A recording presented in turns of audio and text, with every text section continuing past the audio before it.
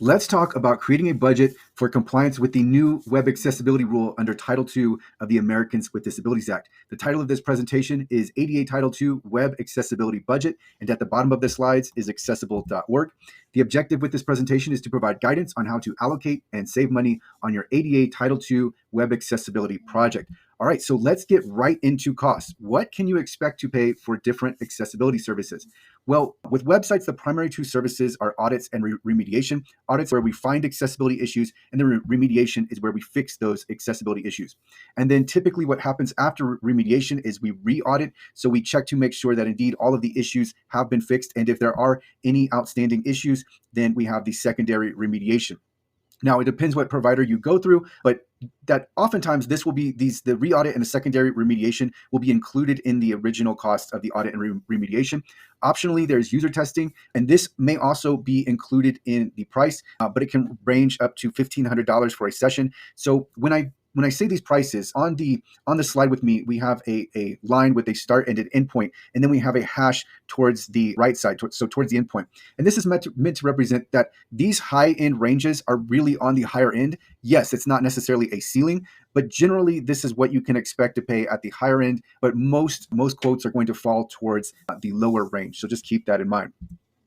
And then when it comes to mobile apps, we have similar pricing. With an audit, the range is $2,500 to $6,500. Remediation, the range is typically going to fall between $3,500 and $8,500. And then we have the additional services that support the audit and remediation, and those remain the same. All right, so when it comes to content, alt text, you can expect to pay about $3 per image. So just as an example, if you have 50 images on your website, then the cost of remediating those images and deciding whether or not alt text is called for and then providing a description when it is called for, that's $3 per image. With closed captions, just budget for $2 per minute. That's going to be on the higher side, but we want to err conservatively. And then with audio descriptions, these are $75 per minute. And so if you're unfamiliar with audio descriptions, just think of when there is a video and there is visual information that is presented, but it's not available audibly, then an audio description is called for. And so again, that's $75 per minute. And with PDFs, the range is typically $5 to $17 per page. And obviously there are various factors that go into the cost. So what are these variables? Well, one is the state of accessibility. The more accessibility issues that we need to go through. So for example, with a website audit, if the homepage has hundreds of accessibility issues and the accessibility issues vary, then the state of accessibility is going to affect the cost because there's just going to be more work involved in finding those issues and reporting on them. And when it comes to scope, the larger the scope, the larger the cost. So if we have a website where the scope is only, let's say, 7 URLs, then that's going to really limit the cost versus if we have the scope where we have 20 URLs, then just more work is involved. And then another variable I have here is the complexity of the project. So if there are more dynamic elements present, so like in the PDF or on the website or on the mobile app, the more dynamic elements are going to increase the cost as well. And so there are other variables, but these are the primary variables that come into play. All right, and so when we look for work from a developer, so let's just say we are looking for a la carte developer hours, and the developer is skilled, experienced, knowledgeable in accessibility, then the rate is typically going to range between $125 per hour and $250 per hour, which is actually fairly good. Even if that may sound high to you, what's important is not necessarily the hourly rate, but whether or not you are getting the full hour of work. So what happens when you go onto freelancer sites is you will come across developers and freelancers who have an attractive initial hourly rate, but then what you will find is this hourly rate will end up being the cost of a much higher rate because the work is just not concentrated. So just keep that in mind. Hours can be available depending on the provider, and this is the range you can expect. So some budgeting guidance. First, study the 5 exceptions under the Title II rule. It is so important you know about these exceptions so that you know what you do need to work on right now and what you don't need to work on right now. So there are exceptions. Those are important. And I will include a link to a guide where you can find out all about these exceptions. Also, I am going to create a video on the exceptions, so I will link to that video as well. Take inventory. So you need to know what digital assets you need to budget for. So it's very important that you take inventory ahead of time. And part of taking inventory is knowing, hey, we don't need to work on this content because it is archived content, for example. So again, going back to those 5 exceptions, it's so important that you know them. Use higher estimates. So I gave you a range and I gave you some of the variables. So going through your digital assets, what do you anticipate the budget would need to be? And then when you're anticipating that budget, don't go on the lower side, just go on the higher side, so that way that the actual costs fall underneath the budget rather than going over. And then I highly recommend that you study the web content accessibility guidelines, even if you're not working on the project directly. So even if you're not a developer, you're a designer or the contractor, etc., study WCAG 2.1 AA, even if it's just going through a checklist for 10 minutes. And the reason I say this is because it's going to inform your buying decisions. It's going to inform your budgeting. It's going to help you understand. It's going to give you a better realistic expectation of what is necessary and what products and services you do not need. All right, so that gets into my next point, which is education before purchases. So just learn before you go out and buy it. That is so important. And the focus is on manual services. So I have here manual services only, because manual services is how we get from the starting point to the end point, which is WCAG 2.1 AA conformance. And remember, the timeline, it comes into play here, and waiting can increase your costs. So let's say you are a public entity of a population of 50,000 or less, which means you have a compliance deadline of 3 years. Well, waiting can increase those costs. So if you wait until year one to start work on web accessibility, just keep in mind that there are so many other public entities that are also going to be working on compliance, and service providers are going to be flooded with requests. So it can really not only increase your costs, but it can increase the amount of time that it's going to take for these different service providers to fulfill services. Also, when budgeting, you want to source the difficult and the complex. Some of accessibility is beginner friendly, and other parts of accessibility require a development background, and there's no way around that. So what you want to do is, for any projects that are difficult or complex, you source those projects out. All right, now let's go over some ways that you can save money when working towards compliance. First, with scans, do not pay for scans. You can get almost all of the value from scans for free. The Wave scan is completely free. I recommend it. I will link to it in the description. One note here with scans is there's an unclear fit with services. So if you were to pay for a scan, how would that align with you also purchasing an audit, right? Because the audit is going to be exhaustive. It's going to be a formal evaluation that's going to include much more than what is flagged by scans. Remember, scans are only based on automation. We need manual services because we need to work towards WCAG 2.1 AA conformance. Scans are very limited. They only flag a limited subset of accessibility issues under WCAG 2.1 AA. So there's really scans don't fit with services, because if you're getting the service, then you really don't need a scan anyway. And then when I talk about getting almost all of the value from scans for free, with the Wave scan, we can have those same scan results. And there are some different issues that some scans will flag and others will not. But generally, just think they flag 25% of WCAG 2.1 AA success criteria. So about 12 of the 50 success criteria can be mostly flagged by scans. So given that, we can use Wave scan, get scan results, and if we want those scan results, then we have them. But again, if we're paying for manual services, then are we going to be working on the scan results at the same time an audit is being conducted? You wouldn't want to do that, because then you will affect the audit results, and some of the issues that are reported you may have resolved. And so you really want to avoid scans when you are using professional services. When it comes to widgets, don't pay for widgets. They don't make your website accessible. They don't make your website ADA compliant. The DOJ didn't set a 2 and 3 year deadline to install a widget. Subscriptions, you don't need subscriptions unless there is value in the subscription. So ask yourself, does it save time and or money in furtherance of WCAG 2.1 AA conformance? You can purchase services a la carte. So in most cases, you will not need or want a subscription. When it comes to services, source the less or keep the less complex, time-consuming work for the internal staff or for contractors that you hire specifically for a task. And this gets into efficient allocation of resources. As I talked about earlier, developer hours can range from 125 to 250.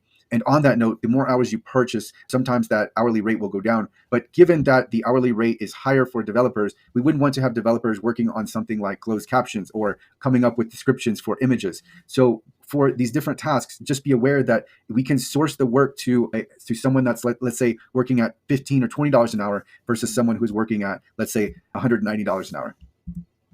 When it comes to your content and your digital assets, evaluate these. Go through, have an inventory clearing and archive unused content, remove unnecessary pages, content, documents, leverage your analytics where possible. And if videos aren't being watched, if they aren't being used, if they're no longer relevant, just eliminate those, and you'll instantly start bringing down your costs. So I was talking to a client yesterday, and they had, I think it was 2,500 PDFs. And I was talking to them. I was like, let's just, start working these PDFs down and go to the different departments and ask, is this actually being used? Is this active? Has anybody visited this page, et cetera? So just keeping that in mind, obviously if a document is active, you want to include it in your budget. But here we can remove or delete documents, content that we're not using, and any pages that are old. This is a good time to finally go through and refreshen your website, look through all of the assets that are hosted on your website, and start to eliminate assets and content to bring down your cost. Also, if you go through the same service provider for an audit and remediation, then this is going to decrease the cost versus going to one provider for an audit and another for remediation. And one thing to keep in mind, that many accessibility companies and service providers do not offer remediation. So knowing that, you may not want to use them at all if you are interested in remediation, because then they will recommend a separate provider. But ideally, you'd work with one provider, and that way you will reach WCAG 2.1 AA conformance unless there are platform limitations. So the platform limits access to the code, or there are third-party integrations, again, where the code cannot be accessed. That's where the limitations are. But otherwise, a good provider should, if they're auditing and remediating, your website should end up being WCAG 2.1 AA conformant for the scope. And then after the scope, it would just be a matter of applying any suggestions or recommendations to the rest of the website. So let's say that you know that you are missing an alt text value for all of your images on a product page. Well, the audit's going to reveal that, and then your team could take that information and then start working on the product pages to make sure that there's alt text available for the different images. All right, so sometimes rebuilds are recommended, and they are a way to not only save money, but also add value to the accessibility process. So what I mean by this is sometimes we will come across websites where they're using outdated technology, or technology that really isn't used that much. We can rebuild the website on WordPress. It will be fully WCAG 2.1 AA conformant. We can transpose the content over to the new website, modernize the look and feel, and then potentially add new features where requested. So there really is potential for value adds here. And sometimes when we come across the website, there are just so many accessibility issues that it's going to take more time and effort and expertise to audit all of the website and then remediate all of these issues versus just starting over and really building something new, nice, and fresh. So sometimes rebuilds are the right path. It's usually not too much more than the audit and remediation would cost. And in some cases, it's actually less, but then you get the value adds that come with a new rebuild.